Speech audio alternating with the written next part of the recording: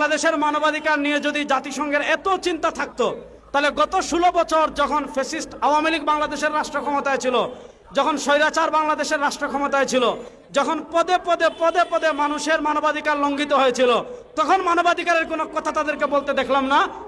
তখন তাদেরকে মানবাধিকারের পক্ষে কোনো আওয়াজ তুলতে দেখলাম না। তখন তাদেরকে মানবাধিকারের কোনো অফিস খুলতে দেখলাম না। 2 নম্বর হলো, এখন পৃথিবীতে সবচেয়ে বেশি মানবাধিকার লঙ্ঘন হচ্ছে যে জায়গায়, সে জায়গার নাম হলো গাজা, সে জায়গার নাম হলো রাফা, সে জায়গার নাম হলো ফিলিস্তিন।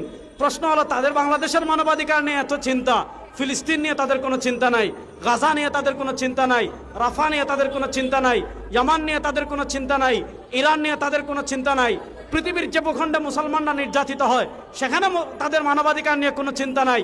বাংলাদেশে তো আমরা ভালো আছি, আলহামদুলিল্লাহ। বাংলাদেশের যুবকরা ফ্যাসিবাদকে তাড়িয়েছে। এখন তারা মানবাধিকারের অফিস কেন করতে চাচ্ছে? মূলত মানবাধিকারের আড়ালে ওই পশ্চিমাদের যে সমকামিতা এজেন্ডা রয়েছে এবং এলজিবিটি যেটা রয়েছে সেটা তারা আমাদের দেশে প্রতিষ্ঠা করতে চাচ্ছে। হিসাব অত্যন্ত সহজ, বাংলাদেশের মুসলমানদের 1 ফুটা রক্ত যদি শরীরে থাকে, আমরা জীবিত থাকবো বাংলাদেশে, আপনারা সমকামিতা প্রতিষ্ঠা করবেন, এটা কখনো সম্ভব হবে না ইনশাআল্লাহ।